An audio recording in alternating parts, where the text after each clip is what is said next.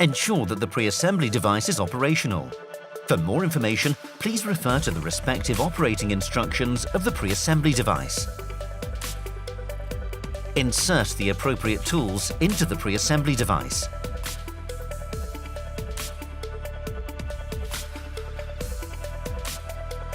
Use the pressure level table to determine the necessary assembly pressure by means of the outside diameter of the tube.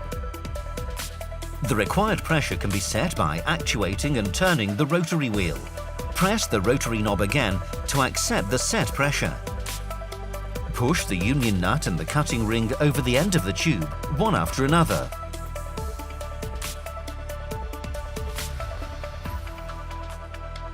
Provide the cutting ring with suitable lubricant to facilitate assembly. Start the pre-assembly process.